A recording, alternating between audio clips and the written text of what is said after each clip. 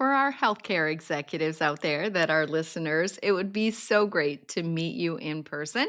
And that opportunity is coming up in June at our 13th annual Healthcare Executive Forum. It is being held in Madison, Wisconsin. It is the afternoon of June 18th and the morning of June 19th. This year, the topic is how to make high reliability, psychological safety, and just culture simple. And not just make it simple, make it happen.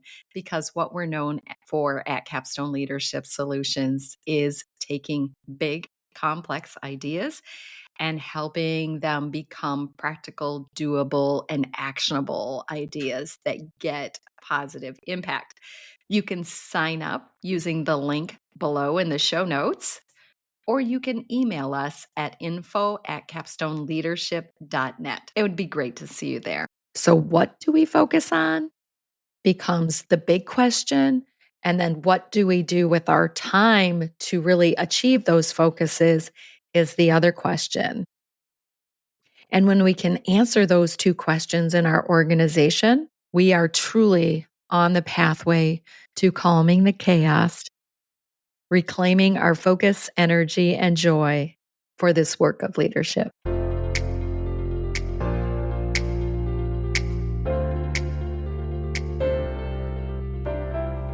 Welcome to Culture Change RX, the podcast for healthcare professionals that are committed to creating a thriving workplace culture, improving the experiences of employees and patients, and ultimately unlocking their organization's next level of potential. I'm Sue Tetzlaff, your host and co-founder of Capstone Leadership Solutions. Join me and my insightful guests each week as we share actionable insights for navigating the crucial people side of the business of healthcare. Subscribe now for a weekly dose of Culture Change RX. Now let's dive into this week's conversation where culture change takes center stage.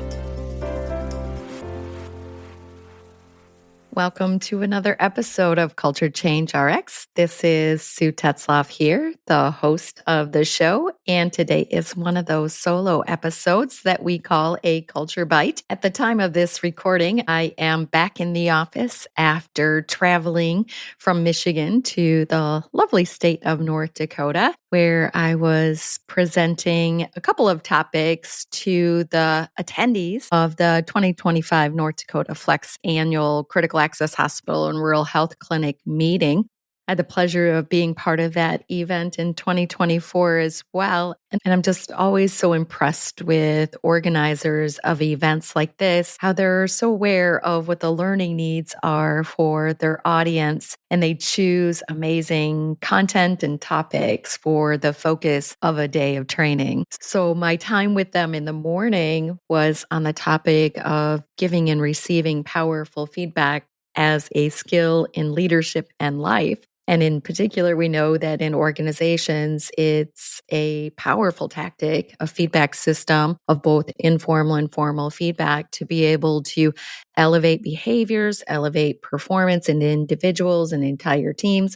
And also, it's a powerful tactic for leading changes. So when we're doing new things in new ways or changing things to get better results, feedback is a powerful tactic for leaders to have in their leadership toolkit. But it's also good in life. And then in the afternoon, the topic was calming the chaos, reclaiming focus, energy, and joy. So this was focused on shifting from that state of feeling like we're in chaos to spending more time being proactive, making progress, achieving results. So for those of you that don't know my background as a healthcare leader, I spent more than 22 years working as a senior leader.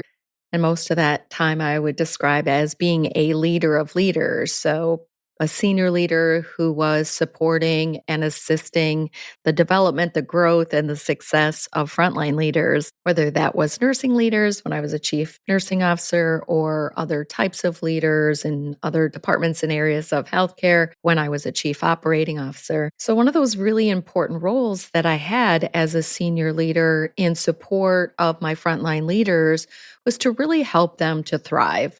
They really did come to these roles wanting to make a difference, wanting to make things better for the future. Yet often they would find themselves in this situation, whether chronically or more off and on episodically, into the situation where they felt like they were simply surviving leadership. One day turned into the next, and one week turned into the next, yet it felt like nothing was getting done or accomplished, and they were just fighting fires, managing the status quo at best, but truly not achieving what they came to this role for, which was to make things better for employees, for patients, for the organization based on whatever their leadership role was. And truly, the culprit to this is the whirlwind or the chaos of day to day operations. You've maybe heard me say it before that we like to have people think about their leadership roles and responsibilities and how they spend their time and energy in these roles and categorizing them into three buckets, one of which is the whirlwind or that chaotic day to day operations where you're reacting to day operations. It's usually short term focus where you're thinking about and following up on something that happened yesterday or last night or going on right now in day to day operations. Maybe it's an equipment failure. Maybe it's supplies ran short, or maybe it's somebody didn't show up for work or has to leave early sick. Or maybe we have a patient complaint or a provider complaint about something that isn't working right. And so these activities take energy, focus, and time of leaders.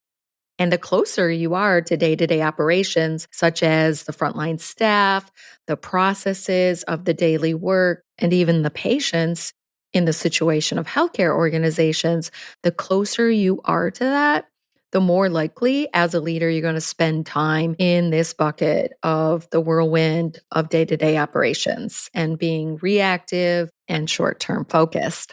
But then there's the bucket of management. In management, activities are those things that we do that, again, are operationally focused, but they're more proactive, possibly, or a little bit longer focused, such as a 4-week schedule or an annual budget or processing a 2-week payroll or ordering equipment and supplies. So, again, these activities keep day to day operations going, an important role of leaders.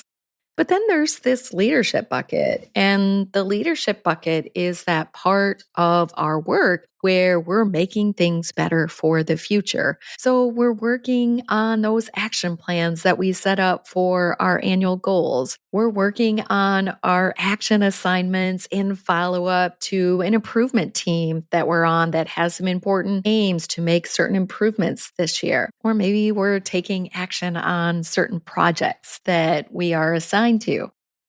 So it is that work of making things better for the future. And often that is indeed why we came to leadership was we had this vision, we had this desire to make things better for the future. Yet now we find ourselves band-aiding, firefighting, exhausted with day-to-day operations and the chaos of it. And truly, we want calm. Truly, we want to spend time being proactive, making progress, producing improved results, and leading the efforts that make that so. So there's this incongruence of what we desire and what we hoped and what we wanted for our leadership and what it really looks like day to day and what it feels like. This is the trick. Really, this is the trick. If we can spend more time in that leadership bucket, doing those leadership things, and we know what they are, and we know how to leverage the time that we have there, even if it's just a little, and we know how to leverage our time there to get the maximum amount of positive impact there, to make improvements, to achieve goals, to fix systems, not just band-aid them, then we are going to calm down that whirlwind.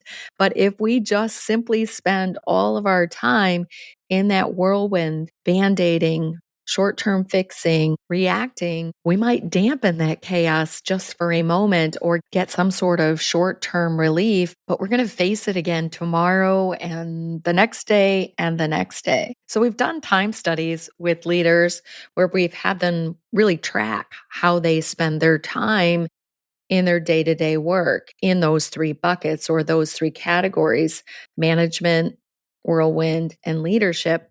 And what we find is that most leaders, or at least the ones that we've done focus groups with, that don't have intentional, systematic efforts of how leaders spend their time, how often, and what they do in that leadership bucket, that without that system, without those cycles of things that we can do to be very effective in our leadership, the average amount of time that most leaders have, whether they're a frontline leader, like a charge nurse, very close to day operations, all the way up to senior leaders, when you average that all together, we found that they had about 2 hours a week or about 100 hours a year to devote to leadership activities that make things better for the future. And when we're not making things better for the future, we can start to feel like we're failing. Talk to leaders that feel like I'm overwhelmed, I'm failing, I'm frustrated. And again, it's because what they're doing day to day isn't what they signed up for or what they thought they signed up for, what they hope to achieve and spend their time doing in the role of leadership. And then what we found was that not only did most leaders have very little time on average each week, each month, each quarter, each year to spend working on things that were proactive, improvement, and growth focused, is that they had a lot on their plate when it comes to things that needed improvement. So the list was long of goals to accomplish, improvements to be made, changes to be had. So not only was there this incongruence or this disconnect between how they wanted to spend their time, what they wanted to achieve with their time, there was also this huge list of things to do in that leadership bucket. Yet that day-to-day whirlwind was robbing their time and attention from doing that. And so that list was just getting longer and longer and longer. So the answer that we bring forward to the healthcare organizations that we're working in partnership with to continually grow and to continually improve using Capstone's framework and formula and 4 systems is that we're helping the entire leadership team to be able to adopt a systematic approach to narrowing the focus and being able to clearly define the most important things to focus our time and energy on when we have those 2 hours a week in the leadership bucket, right? So less is more and leverage is power. So what do we focus on becomes the big question. And then what do we do with our time to really achieve those focuses is the other question. And when we can answer those 2 questions in our organization, we are truly on the pathway to calming the chaos, reclaiming our focus, energy, and joy for this work of leadership. And I have to tell you that in the dozens of healthcare organizations we've worked with, which means really working with their entire team of leaders and even in teams of employees, but the entire leadership team, to be able to make this kind of shift, less is more, leverage is power. It's almost palpable in the leadership teams. So when we're in a whole room of leaders, how they're feeling about their success as leaders, how they're feeling about their achievements as leaders, it shifts in a positive way, which is so good for them personally, but also their entire teams and their entire organization. And quite frankly, this has a positive ripple effect on how they feel at home and outside of work as well. Because we know the stress of work, the chaos of work carries over with us when we go home. As much as we would like to leave it behind each day, it has an impact on us as humans. We can't just shut that off when we leave the office for the day. So if you're like me, early in my career as a senior leader, where I looked at the frontline leaders that worked with me on my leadership team. And I looked to see how much chaos and frustration and stress and overwhelm and even sense of failure or that they were failing. In seeing that in them, I just wanted to help them overcome that, right? It was just my job as a senior leader was to try to help them and our entire organization develop a systematic approach to our leaders thriving and being more effective. And this was the the approach that worked, and time again, we're seeing it work organization after organization. So narrow that focus, less is more, and then leverage that time that we have that's minimal in that leadership to achieve those things that we prioritized in that category of less is more.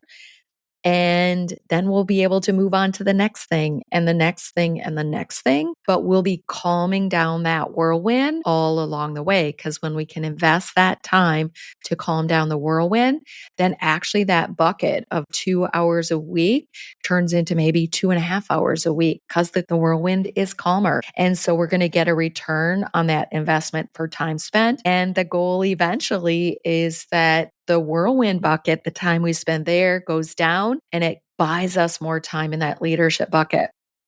But until we get that leadership bucket and the activities in there figured out, what are we focused on and how do we focus on it to leverage the most amount of impact with that littlest amount of time? That is the secret weapon of organizations that are thriving and leaders that are thriving in those organizations. So tune in next week when we'll be back with you with more topics that are relevant to elevating the cultures in our workplace. And we love the concept that culture is this is how we do things around here.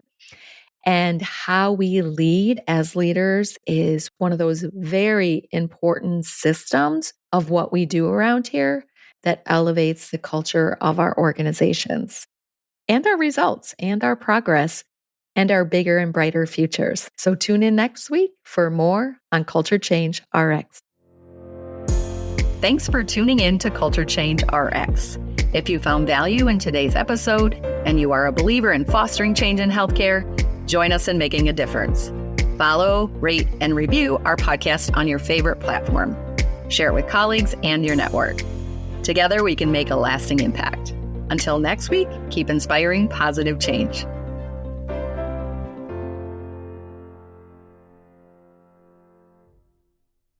We know that healthcare executives have their sights on high reliability, just culture, and psychological safety. In true capstone fashion, we're all about helping simplify the complex and helping entire healthcare organizations execute successfully on big, bold initiatives such as these. One such way that we can help is through our upcoming Healthcare Executive Forum. In its 13th year, this forum has been helping healthcare executives learn proven approaches for executing successfully on big, bold initiatives. So whether you're just starting your journey to high reliability or well on your way, this event has something for everyone. Our time-honored commitment is that every attendee leave with an actionable and impactful plan that they can just start when they get back to the office the next day. The event is on June 18th and 19th. In Madison, Wisconsin, and you can go to capstoneleadership.net and under the resources page, look for the details on our upcoming events. Plan now for you and your executive team to attend.